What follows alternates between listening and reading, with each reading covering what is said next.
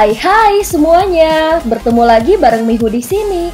Oh iya, kali ini Mihu akan membawakan alur cerita Donghua yang berjudul Wudong Qiankun.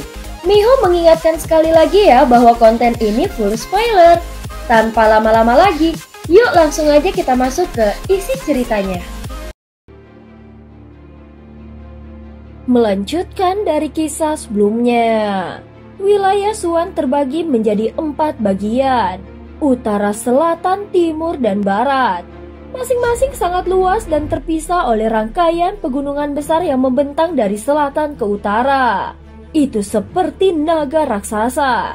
Pegunungan ini sulit dilalui, bahkan bagi ahli sekalipun, dan dipenuhi binatang buas serta kabut dari kekuatan Yuan yang bisa menyesatkan. Wilayah timur dan utara dipisahkan oleh pegunungan ini, dan butuh waktu 2 hingga 3 bulan untuk menyeberanginya jika beruntung. Bahkan Lindong merasa terbebani oleh perjalanan tersebut, meski kekuatannya sudah cukup besar. Saat mengingat King Tan yang menempuh jarak jauh dari utara hanya demi mencarinya dengan kekuatan kecilnya, hatinya terasa perih. Saat ini Lindong berani menerobos puluhan ribu gunung untuk segera menemukan King Tan. Setelah menentukan arah, dia dan Ling Qingsu melaju dengan cepat lebih efisien dari orang biasa. Namun mereka tahu tak mungkin menempuh perjalanan itu dalam 2 hingga 3 hari. Jadi Lindong perlahan tenang. Perjalanan 2 hari terakhir cukup damai. Ling Qingsu mengikuti diam-diam di belakang dengan sikap dingin dan sedikit bicara. Tapi Lindong merasa matanya yang biasa cerah kini tampak agak linglung. Singkat cerita, setelah 5 hari, mereka menyadari tersesat. Lindong berdiri di pohon tapi kabut tebal dan energi mental yang kuat jadi satu-satunya harapan mereka untuk melanjutkan perjalanan. Lindong menggelengkan kepalanya tak berdaya. Kemudian dia bergegas turun dari pohon dan menggelengkan kepalanya ke arah Ling Qingsu dan berkata, "Tidak ada pilihan lain. Yang bisa kita lakukan hanyalah mencoba berjalan-jalan secara acak. Jika itu tidak berhasil, aku akan menggunakan simbol leluhur spasial untuk langsung mengobrak-abrik ruang kosong. Meskipun aku tidak tahu kemana itu akan membawa kita, pada akhirnya lebih baik daripada berkeliaran secara acak di sekitar sini. Karena keduanya adalah individu yang terampil dan berani, mereka tidak mengikuti jalan yang ditentukan untuk melakukan perjalanan melalui pegunungan besar ini. Sebaliknya, mereka memilih rute terpendek dan paling langsung.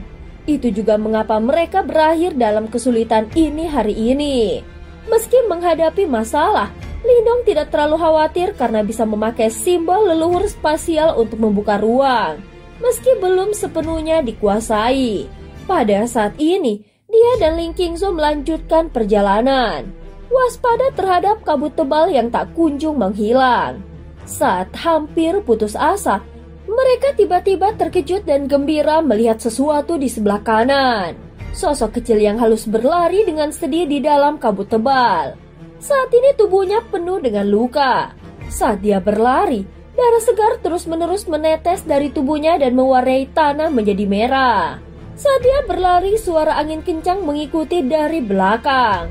Setelah itu, lebih dari selusin sosok hitam dengan cepat mengikuti di belakangnya. Sementara itu, keinginan membunuh yang gelap dan dingin menyebar dari dalam tubuh mereka. Sebuah cahaya hitam tiba-tiba bergegas dari belakang sebelum tanpa ampun menembak lurus ke arah kaki sosok di depan. Tangisan yang menyakitkan terdengar sebelum sosok di depan itu jatuh dengan menyedihkan. Setelah itu, dia buru-buru menopang tubuhnya. Kemudian matanya dipenuhi dengan keputusasaan saat dia melihat selusin sosok yang muncul di depannya dengan kecepatan seperti kilat. Akhirnya dia mengatupkan giginya dan berkata, "Kau pengkhianat, Tuan Istana tidak akan pernah melepaskanmu." Dia bahkan tidak bisa menyelamatkan dirinya sendiri. Bagaimana dia bisa berurusan dengan kami? Di antara selusin sosok hitam, salah satu dari mereka terkekeh dan berkata. Segera setelah itu, kilatan ganas melintas di matanya sebelum dia melemparkan telapak tangan ke depan. Segera Yuan Power yang besar dan perkasa menghantam dengan kejam ke arah sosok kecil yang halus itu. Ketika dia melihat ini, Keputusasaan memenuhi matanya. Namun pada saat yang paling putus asa, suara angin yang deras tiba-tiba muncul. Setelah itu sesosok kurus muncul di hadapannya dengan gaya seperti hantu. Sebelum serangan tajam itu menghilang dengan lambaian lengan bajunya. Perkembangan mendadak ini menyebabkan semua orang terkejut. Wanita muda itu menatap pria di depannya dengan terkejut. Setelah itu dia melihat yang terakhir berbalik sebelum dia tersenyum padanya dan berkata, "Gadis kecil, jika aku membantumu menyingkirkan mereka, maukah kau membimbing kami ke wilayah Suan Utara?" Ucap sosok itu. Wanita muda itu segera bersukacita setelah mendengar ini. Segera setelah itu, dia tampaknya telah mengingat sesuatu ketika dia buru-buru berkata, "Penatua, terima kasih banyak. Namun bisakah kau juga menyelamatkan kakak Chen Gui?" Ucap wanita itu. Chen Gui? Pria di depannya terkejut ketika dia mendengar nama yang agak familiar itu. Segera setelah itu dengan sedikit terkejut dia bertanya pada wanita itu, "Apakah kau dari Istana Kegelapan?" Ucap Lindong. Wanita muda itu tercengang setelah mendengar kata-kata Lindong. Dia ragu-ragu sejenak sebelum dia mengatupkan giginya dan mengangguk. Bagaimana dengan mereka? Lindong melirik selusin sosok hitam yang menatapnya dengan mata gelap dan dingin. Mereka juga dari Istana Kegelapan. Lindong tanpa sadar mengerutkan kening setelah mendengar ini. "Anak muda, siapa kau? Beraninya kau ikut campur dalam masalah Istana Kegelapanku? Jika kau bijak, segera enyahlah, kalau tidak akan ada masalah." Pada saat ini selusin sosok hitam akhirnya mulai pulih. Mereka dengan tegas memelototi Lindong dan berteriak dengan keras, "Penatua, tolong selamatkan kakak senior Chen Gui." Wanita muda itu buru-buru memohon, "Hahaha, santai. Chen Gui dan aku adalah kenalan. Aku secara alami akan menyelamatkannya." Ucap Lindong tersenyum. Saat itu berkat perlindungan Chen Gui, King Tan berhasil datang ke wilayah Suan Timur. Sejak mereka bertemu hari ini, dia secara alami tidak akan berdiam diri dan tidak melakukan apapun. Wanita muda itu menghela nafas lega setelah mendengar ini. Meskipun dia menyadari betapa sulitnya menyelamatkan Chen Gui dari orang-orang itu, dia tidak punya pilihan lain selain membantu dari siapapun dalam krisis seperti itu. "Kau benar-benar melebih-lebihkan dirimu sendiri. Bunuh dia." Cahaya dingin melintas di mata selusin sosok ketika mereka melihat bahwa Lindong bersikeras untuk campur tangan. Tubuh mereka bergerak dan bergegas ke arahnya dengan kecepatan kilat. Saat mereka bersiap bertarung, cahaya pedang tiba-tiba menyapu dari balik kabut menewaskan belasan musuh dalam sekejap. Seorang wanita muda terkejut melihat para ahli Istana Kegelapan dilenyapkan begitu mudahnya. Sosok anggun muncul dari kabut, dan itu adalah Ling Qingsu dengan pedang di tangan diam-diam berdiri di samping Lindong. "Nona muda, siapa namamu?" Lindong menatap wanita muda yang tercengang dan bertanya sambil tersenyum. "Penatua adik peri." Wanita muda itu melirik ke Lindong dengan agak takut-takut. Setelah itu dia melihat pria seperti Ling Qingsu yang berdiri di sampingnya. Keheranan melintas di matanya saat dia berkata, "Aku Musa." Ucap wanita muda itu.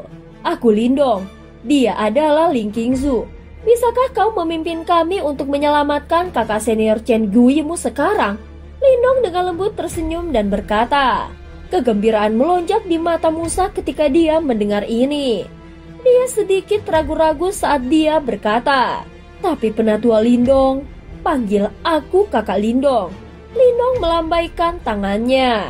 Kakak Lindong, yang dikirim untuk menangkap senior Chen Gui adalah dua tetua Istana Kegelapan. Mereka berdua adalah praktisi yang sangat kuat di tingkat samsara. Selain itu, mereka juga membawa kekuatan rahasia Istana Kegelapan bersama mereka. Wajah kecil Musa sedikit pucat saat dia berkata, "Dua ahli panggung samsara." Lindong sedikit terkejut. Istana Kegelapan ini memang layak menjadi faksi penguasa wilayah Suan Utara. Kekuatan seperti itu memang lebih besar dari banyak sekte super di wilayah Suan Utara. Istana Kegelapan memang memiliki fondasi yang kuat. Itu telah ada jauh lebih lama daripada sekte super biasa. Guruku pernah berkata bahwa kemungkinan besar bahkan ada monster tua tahap reinkarnasi yang hadir di dalam istana kegelapan ini. Di sampingnya Ling Qingsu berkata dengan lembut, mereka memang memiliki beberapa kekuatan. Lindong mengangguk. Monster tua tahap reinkarnasi, tidak heran istana kegelapan menculang di wilayah Suan Utara tanpa jatuh. Itu benar. Bukankah Chen Gui juga anggota istana kegelapanmu? Mengapa mereka memburunya? Mungkinkah dia mengkhianati istana dan melarikan diri? Lindong mengerutkan kening dan bertanya, bagaimana mungkin? Kakak senior Chen Gui sangat setia pada istana kegelapan kami. Bagaimana dia bisa mengkhianati kami? Musa buru-buru berkata, namun istana kegelapan saat ini terlalu kacau. Tuan istana baru saja mengambil alih. Otoritasnya masih tidak stabil dan banyak hal telah terjadi secara diam-diam. Jadi ada perselisihan internal. Lindong tiba-tiba mengerti. Mereka bisa memainkan semua yang mereka suka selama King Tan tidak dirugikan. Siapa tuan istana barumu? Lindong berbalik dan berjalan ke depan dengan santai melontarkan pertanyaan dalam prosesnya. Tuan istana baru kami adalah Nona King Tan. Wanita muda itu menjawab. Langkah kaki Lindong tiba-tiba berhenti. Ling Qingsu di sampingnya juga terkejut. Setelah itu, Lindong perlahan berbalik. Dia menatap Musa dan berkata, siapa? Siapa yang kau katakan itu? Tanya Lindong. Nyonya King Tan. Musa menatap Lindong dan menjawab dengan tidak yakin. Bagaimana King Tan bisa menjadi penguasa istana kegelapan? Wajah Lindong berkedut sedikit dan bahkan suaranya telah meningkat secara signifikan. Matanya dipenuhi dengan keterkejutan. Musa takut dengan ekspresi dari Lindong. Dia buru-buru mundur 2 langkah dan dengan takut-takut berkata, tahun lalu, kepala istana sebelumnya gagal menerobos ke tahap reinkarnasi dan mati. Sebelum dia meninggal, dia mewariskan warisannya dan simbol leluhur kegelapan kepada Nona King Tan. Secara alami dia adalah penguasa istana kegelapan kami. Ekspresi Lindong berubah-ubah. Hal ini telah sangat melebihi harapannya. Bagaimana mungkin gadis King Tan itu menjadi penguasa istana kegelapan? Kemampuan apa yang dia miliki selain mengikutinya dan menyebabkan masalah? Kakak Lindong, apakah kau tahu tuan istana kami? Musa menatap Lindong dan bertanya dengan hati-hati. Lindong menghela nafas tak berdaya sebelum dia berkata dengan pelan, dia adalah adik perempuanku. Apa menurutmu aku mengenalnya? Adikmu? Musa tercengang. Segera setelah itu ekspresi di matanya berubah sedikit aneh. Jelas bahwa dia tidak percaya kata-kata Lindong. Lagi pula, dia belum pernah mendengar tentang masalah ini. Lupakan saja. Ayo pergi dan selamatkan kakak seniormu Chen Gui dahulu. Lindong melambaikan tangannya. Scene berganti. Pada saat ini terlihat sepetak tanah kosong di dalam hutan di sisi lain dari kabut tebal di mana banyak api unggun mulai muncul. Ada sosok yang diikat oleh rantai hitam di depan kelompok ini. Rantai tajam bahkan menembus bahunya. Darah akan mengalir pada gerakan sekecil apapun menyebabkan tubuhnya bergetar hebat. Namun sosok ini tidak membuat suara apapun bahkan ketika dihadapkan dengan rasa sakit seperti itu. Hanya keringat dingin yang terus menetes dari kepalanya. Chen Gui, aku tidak ingin mempersulitmu karena kau adalah seorang jenius dari istana kegelapan kami. Aku tidak akan membunuhmu selama kau kembali bersamaku dan mengatakan bahwa gadis kecil itu diam-diam menggunakan beberapa cara curang untuk menyakiti kepala istana dan merebut simbol leluhur kegelapan.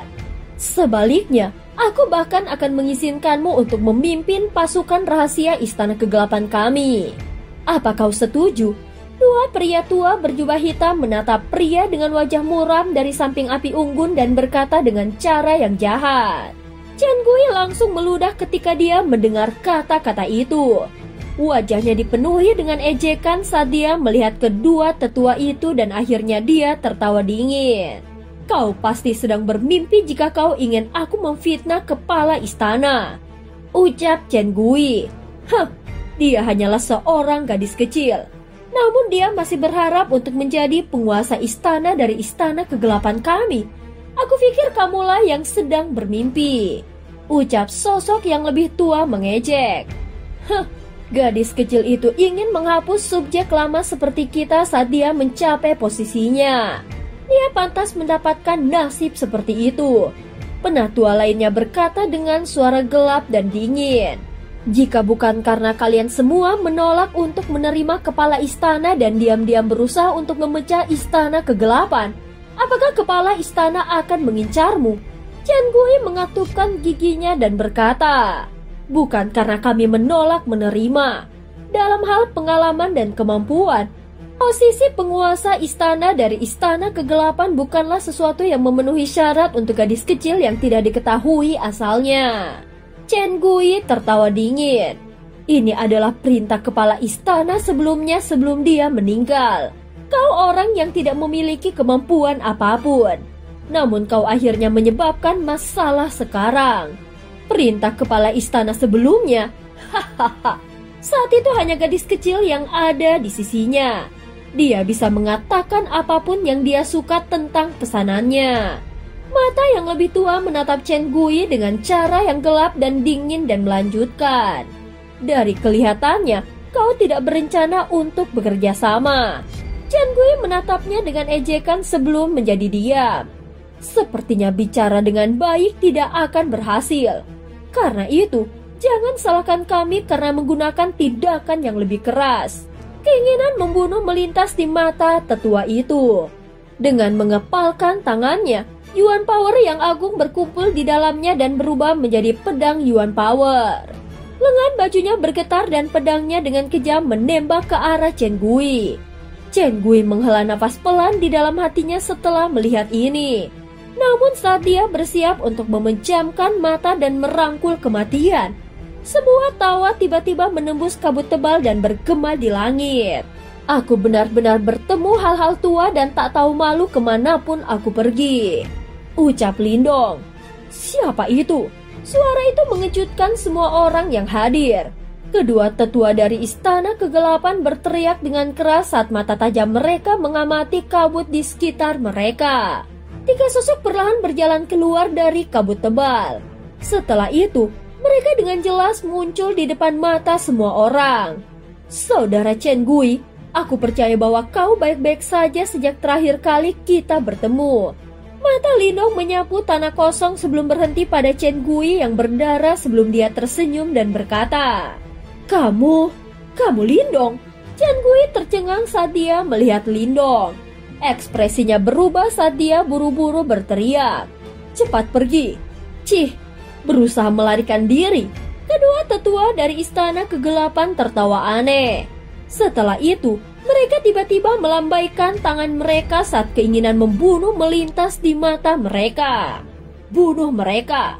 Baik, tanggapan tiba-tiba meledak dari lingkungan setelah suaranya terdengar.